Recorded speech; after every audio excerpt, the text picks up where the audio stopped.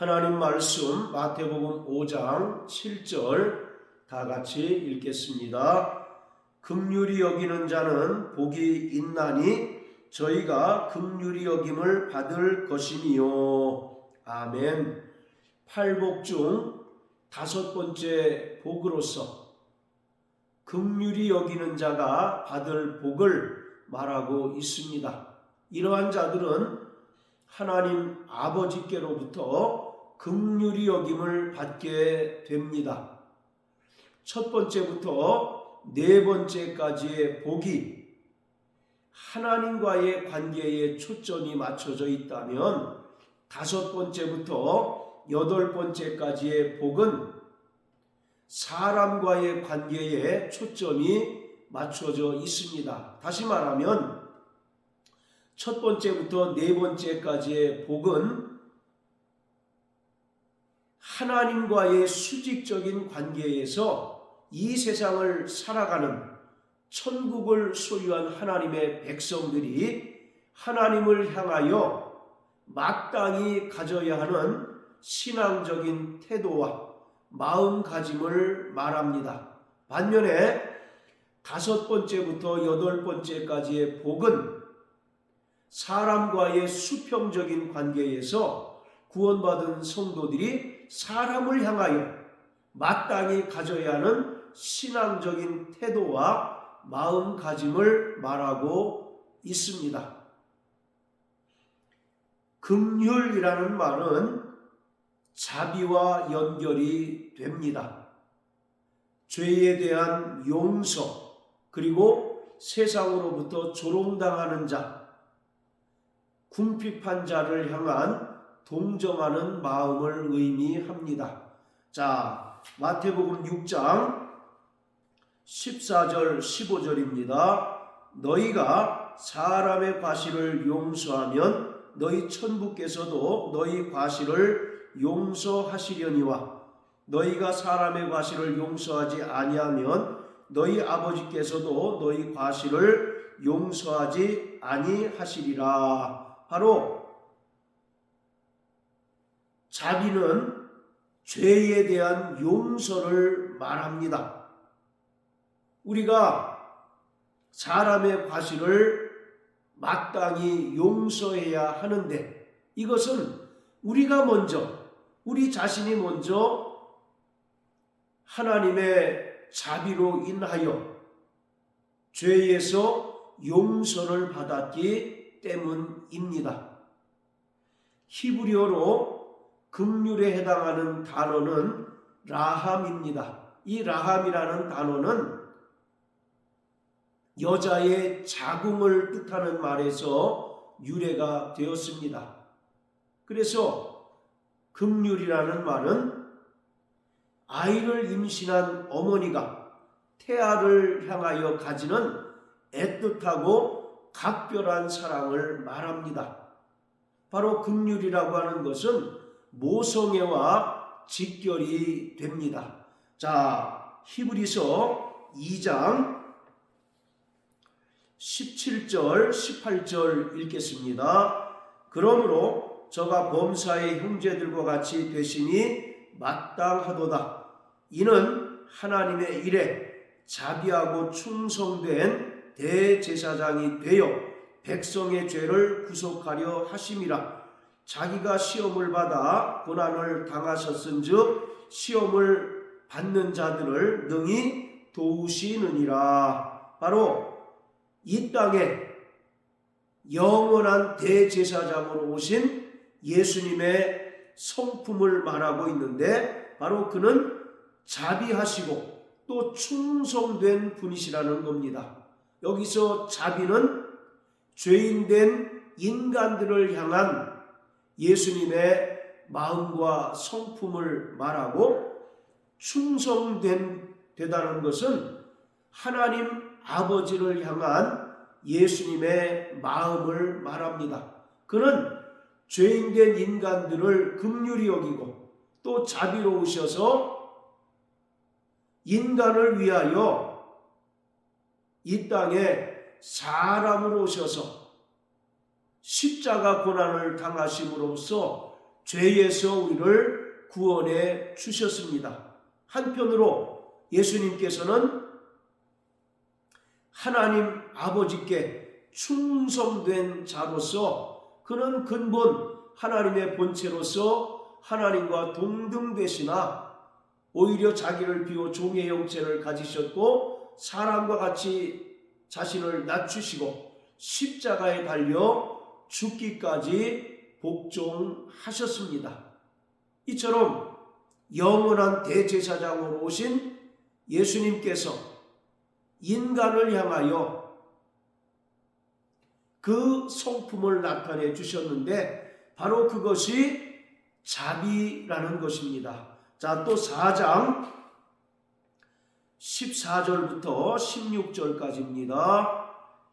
그러므로 우리에게 큰 대제사장이 있으니 승천하신 자 곧 하나님 아들 예수시라. 우리가 믿는 도리를 굳게 잡을지어다. 우리에게 있는 대제사장은 우리 연약함을 채울하지 아니하는 자가 아니요 모든 일에 우리와 한결같이 시험을 받은 자로 돼 죄는 없으시니라. 그러므로 우리가 긍휼하심을 받고 때를 따라 돕는 은혜를 얻기 위하여 은혜의 보좌 앞에 담대히 나아갈 것이니라. 바로 영원한 대제사장으로 오신 예수님께서는 우리의 모든 연약함을 체휼하셨습니다. 체휼하지 아니하는 자가 아니오라고 이중 부정을 사용함으로써 강한 긍정의 의미를 나타내고 있습니다. 즉 예수님께서 이 땅에 말씀이 육신이 되어 오심으로써 인간의 모든 연약함을 몸소 체휼하셨고 또 인간이 일생을 살아가는 동안 당하는 모든 시험을 친히 받으셨다라고 말합니다. 여기서 체휼이라는 말은 동정하다라는 것을 말합니다. 즉 자비를 나타내고 있습니다.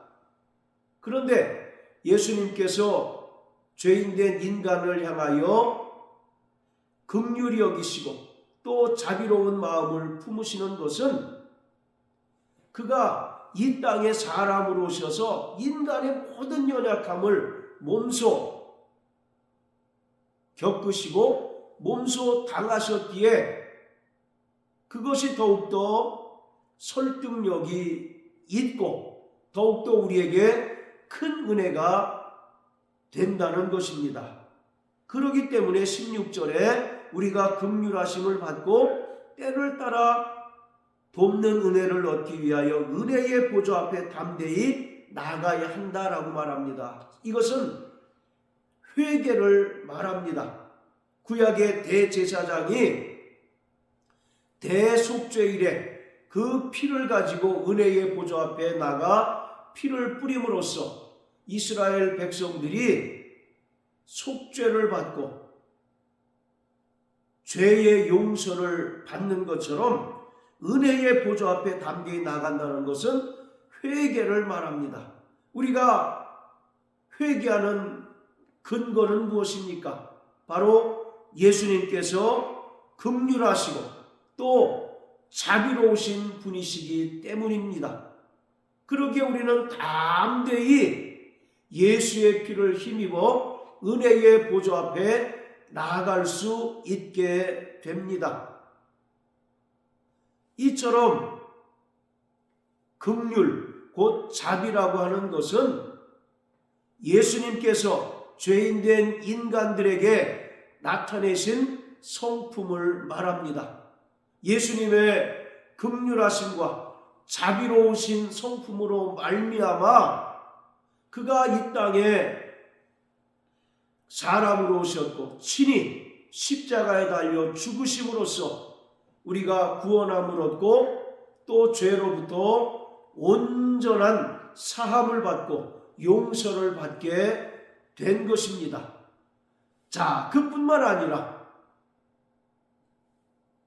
긍휼 곧 자비는 이 땅을 살아가는 구원받은 성도들이 마땅히 회복해야 할 성품이기도 합니다. 자, 갈라디아서 5장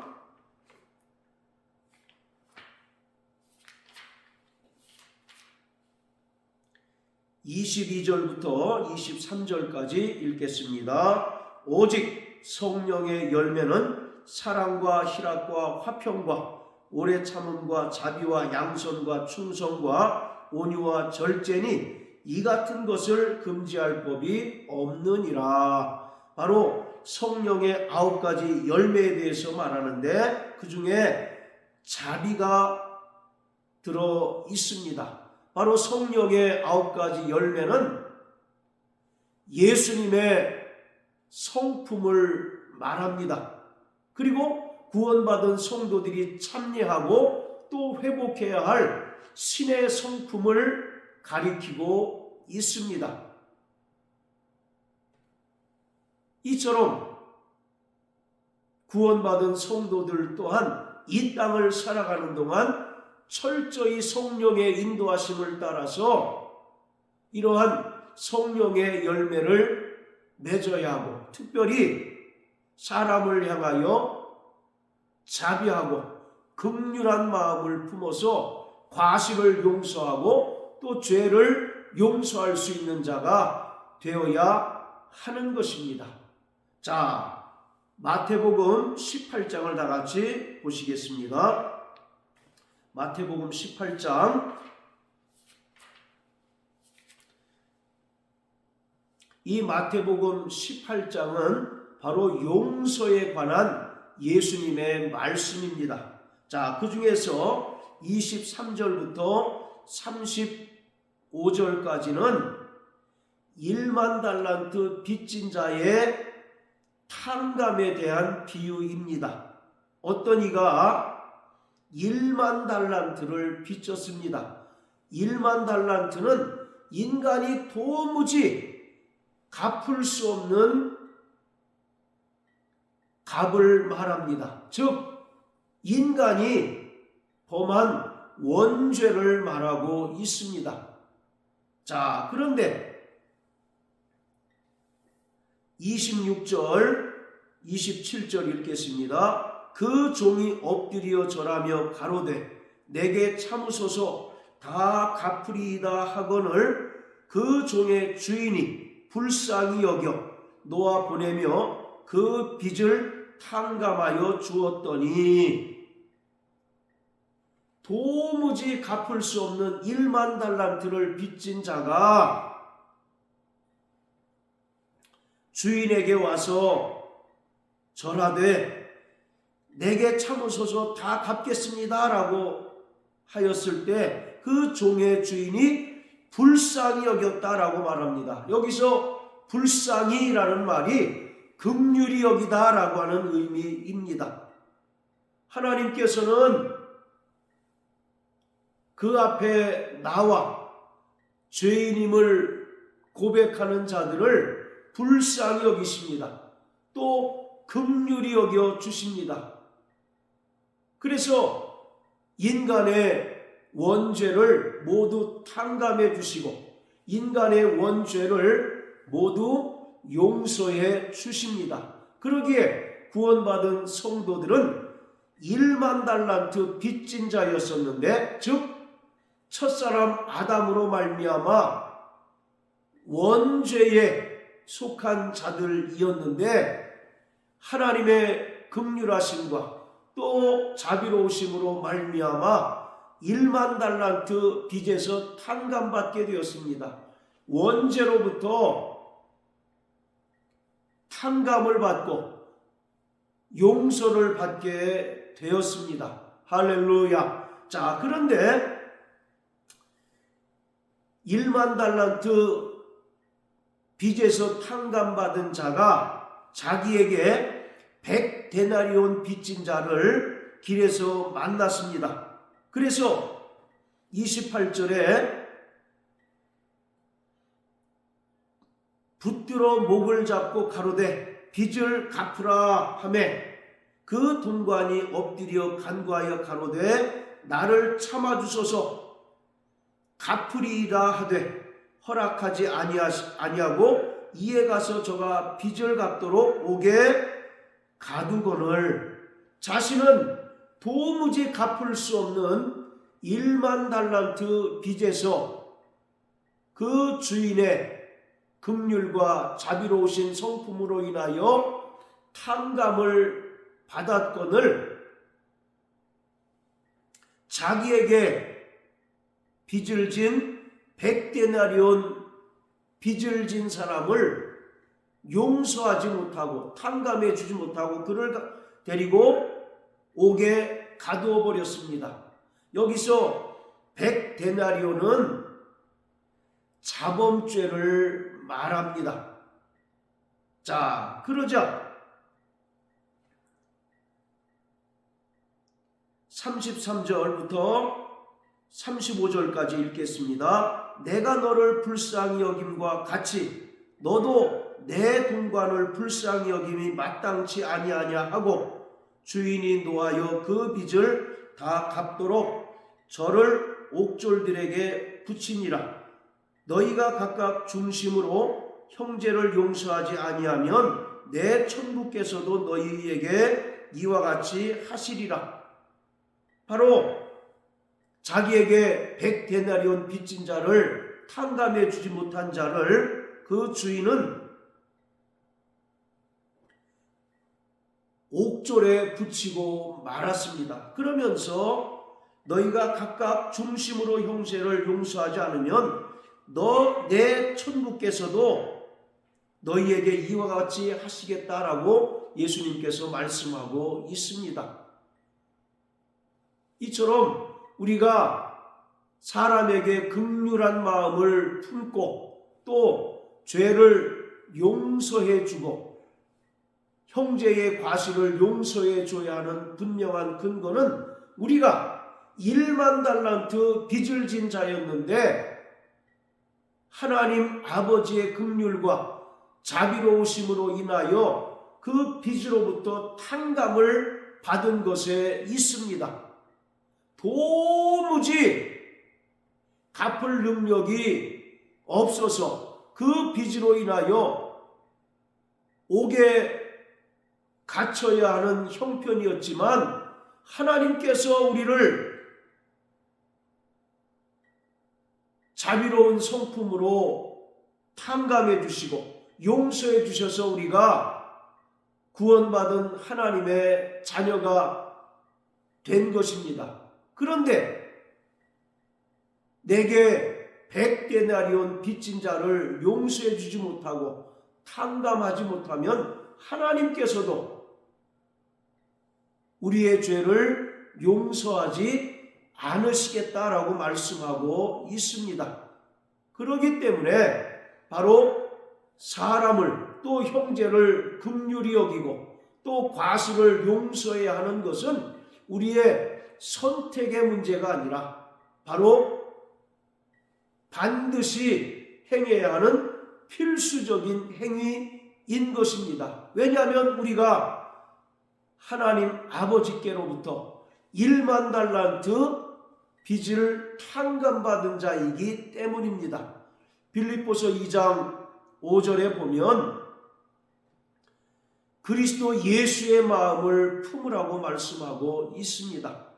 우리는 성화의 삶을 살아가고 있는데 바로 성화의 삶이라고 하는 것은 철저히 성령으로 말미암아 예수 그리스도의 성품을 닮아가고 또 예수 그리스도의 성품을 회복하는 것입니다. 그럴 때 하나님 아버지께서 우리를 통해서 영광을 받게 됩니다. 요한복음 15장에 보면 포도나무에 비유해서 말하기를 너희가 내게 붙어 있어서 많은 과실을 맺게 되면 하나님 아버지께서 영광을 받으실 것이고 너희가 내 제자가 되리라고 말씀하셨습니다. 여기서 바로 과실이라고 하는 것은 아까 우리가 읽었던 갈라디아서 5장에 나타난 성령의 열매를 말합니다. 우리는 끊임없이 성화의 삶을 살아가는 동안 성령으로 말미암아 예수님의 성품을 닮아가야 하고 또 예수님의 성품을 회복해야 합니다. 그 중에 오늘 5번째 복으로 예수님께서 말씀하신 긍휼히 여기는 자는 하나님 아버지께 긍휼히 여김을 받게 될 것이다 라고 말씀한 것처럼 우리는 이 땅에 살아가는 동안 마땅히 형제와 또 이웃의 과실과 죄를 용서하는 자가 되어야 합니다. 오늘날 많은 이들이 자기 눈 속에 있는 들보는 보지 못하고 형제에게 있는 티끌을 보고 비난하고 또 그것을 책망하는 것에 대단히 익숙합니다. 이것은 이 땅을 살아가는 천국 백성으로서 행해야 할 마땅한 삶이 결코 아닌 것입니다. 그러므로 사랑하는 성도 여러분, 우리가 아버지께로부터 1만 달란트 빚을 탕감받은 자라는 사실을 깊이 깨닫고 마음의 중심으로 형제를 용서하고 그 과실을 용서하는 긍휼히 여기는 자 되시길 예수님 이름으로 축복합니다. 할렐루야.